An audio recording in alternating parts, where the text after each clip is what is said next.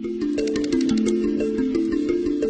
name is Matthew Walker. I am a professor of neuroscience and psychology at the University of California, Berkeley, and I am the author of the book, Why We Sleep. What are things that we can all do tonight and in the future to start getting better sleep?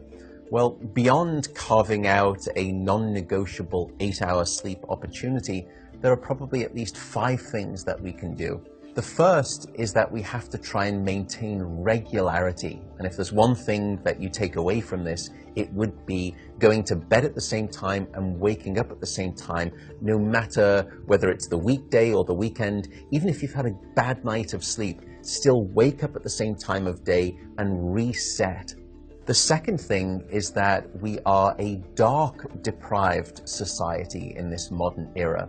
And we need darkness in the evening to allow the release of a hormone called melatonin. And melatonin helps the healthy timing of our sleep. So try to dim down half the lights in your home in the hour before bed. Stay away from screens, especially those LED screens. They emit blue light that actually puts the brakes on melatonin. And those blue light emitting devices fool your brain into thinking that it's still daytime, even though it's nighttime and you want to get to sleep. The third key ingredient is to keep it cool. Many of us actually have a bedroom that's too warm in terms of temperature. So an optimal temperature is about 68 degrees Fahrenheit or about 18.5 degrees Celsius. And the reason is that your brain and your body need to drop their core temperature by about 2 to 3 degrees Fahrenheit to initiate good sleep. And that's the reason that you will always find it easier to fall asleep in a room that's too cold than too hot. So having a cool room actually takes your brain and body in the right temperature direction to get good sleep. The fourth critical factor is actually avoiding alcohol and caffeine. Unfortunately, this makes me deeply unpopular, but alcohol is perhaps the most misunderstood drug when it comes to sleep. People think that it helps them fall asleep. That's not actually true. Alcohol is a class of drugs that we call the sedatives. And what you're doing is just knocking your brain out. You're not putting it into natural sleep. We also know that alcohol will fragment your sleep, so you will wake up many more times throughout the night. And alcohol is also a very potent chemical for blocking your dream sleep or your rapid eye movement sleep. Caffeine is also a problem. Many of us know that caffeine can keep us awake. It's an alerting chemical. It's a stimulant in terms of a class of drugs. But few people know that even if you can have a cup of coffee after dinner and you fall asleep fine and maybe you stay asleep, the depth of the deep sleep that you have when there is caffeine within your brain isn't as deep as when you have abstained from that cup of coffee after dinner. So as a consequence, you wake up the next morning, you feel unrefreshed, and you don't remember waking up or having a difficult time falling asleep, but now you find yourself reaching for 2 or 3 cups of coffee in the morning, and you develop this dependency, this addiction cycle. The fifth and final tip for better sleep is to not stay in bed awake. So if you haven't fallen asleep within 20 or so minutes, or you've woken up and you're finding it difficult to fall back asleep, don't stay in bed awake. The reason is that your brain very quickly starts to learn the association between your bed being about the place that you're awake rather than your bed being about sleep. So the advice is to get up, go to another room, and in dim light, just read a book. No screens, no email checking, no food. And only when you feel sleepy should you return to bed. And that way you can actually then relearn the association between your bedroom being about the place of sleep rather than being awake. I should also note that some people don't like the idea of getting up and going out to a different room if it's dark and they're warm in bed. An alternative is actually meditation. Meditation has been demonstrated in clinical trials to help people just relax the body, calm down the fight or flight branch of the nervous system that can happen when we wake up in the middle of the night and we have that Rolodex of anxiety thoughts. And by meditating, you can start to quiet the mind as well as the body, and that also helps you fall back asleep more easily.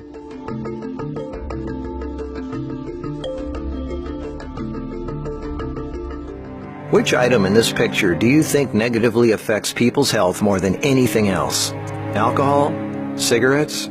The donut? Hamburger? Sure, they're all pretty bad for you, but most people know that and at least try to limit their intake somewhat to these items, even a little bit. But it's the things we don't think about that can really cause damage. Things we use every day so regularly we don't even think about how its constant use could actually be killing us. The real culprit is the chair. We were given legs for a reason. Most third world cultures don't even have chairs, and they walk an average of 10 miles a day. We in the modern world, on the other hand, spend most of our entire waking days sitting down. People go right from bed to sitting on the toilet, after which they sit at the breakfast table, then they sit in a car as they drive to work and spend the entire day sitting at a desk, only getting up to sit in the toilet and in the cafeteria. Then they sit in the car to drive and sit at the local bar for happy hour. Then when they've had enough of that, they go drive home and spend the rest of the day sitting in a comfortable chair watching TV before they crawl to bed to recover from all the physical exertion that day. And when people go out, they sit at a restaurant or a movie theater. Sitting all day is far worse for you than you might think. A 2010 American Cancer Society study following over 123,000 people from 1993 to 2016 found these alarming results. People who were inactive and sat for over 6 hours a day were 94% more likely to die during the time period studied than those who were physically active and sat less than 3 hours a day. That's almost 100%. And get this, findings were independent of physical activity levels. The negative effects of sitting were just as strong in people who exercised regularly. 60%, that's over half of employees surveyed, were convinced they would be more productive if they had the option to work on their feet. Medical experts have started referring to long periods of physical inactivity and its negative consequences as sitting disease. Below this video are links to an endless list of medical studies showing physical inactivity and low fitness are serious threats to cardiovascular health. Even with a low body fat index, sitting has been linked to non-alcoholic fatty liver disease. Studies showing differences in brachial and femoral artery responses to prolonged sitting. Studies showing reducing sedentary time may protect DNA. Sedentary lifestyle has been linked to depression. How sitting less increases muscle mass. Multiple studies linking diabetes to inactivity and sitting. Cells in idle muscles don't respond well to insulin, so the pancreas produces more and more, leading to diabetes. And how 5 minutes of standing every half hour can improve glucose metabolism and really help postmenopausal women who are pre-diabetic. Blood pressure drops when standing compared to sitting. A Cornell University study found that sitting more than 1 hour induces biochemical changes in lipoprotein lipase activity, that's an enzyme involved in fat metabolism, and glucose metabolism, leading to deposits of fats in adipose tissue rather than being metabolized by muscle, and increases heart attack risk, coronary heart disease, and kidney disease. This happens in both fit people who do regular aerobic activity and also unfit overweight people. This means regular exercise does not cancel out these effects of sitting the rest of the day. Sitting a lot is asking for trouble, no matter who you are.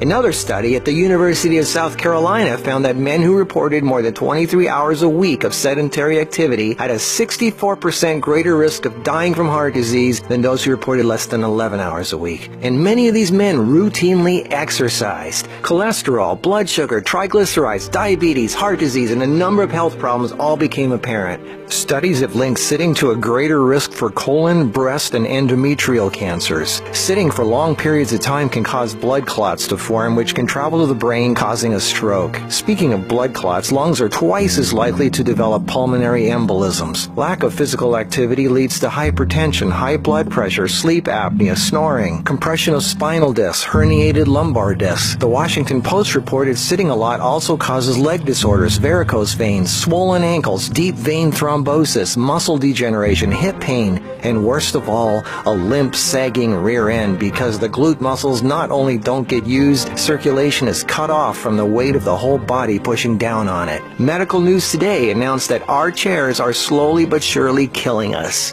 The links to all these studies are listed below this video. So what do? We have to work, right? Well, the first thing to have to look at, obviously, is our desk. It's actually becoming commonplace in many offices, factories, and even schools globally to switch to standing desks. They even have desks that instantly adjust from sitting to standing position and back down again as needed. Just Google standing desks and you get all kinds of companies. I myself use standing desks to do my video editing and even have a treadmill desk for doing my office work and online stuff. I find this much more effective than the bicycle desk I have for working on the computer. Even though my legs are moving, you're still sitting, and the leg muscles are not supporting the weight of the body. And this is why being on our feet is so important and effective. The act of standing requires all kinds of muscles to keep us from falling over. Muscles all over our body are constantly adjusting, tightening, and loosening to keep us balanced, from our feet to our legs to our torso, arms, and neck. That's thousands of muscles, big ones, little ones, constantly working to keep us from falling over. And all this work requires energy, which of course comes from our food, and fat, which doesn't get used if we sit around all day.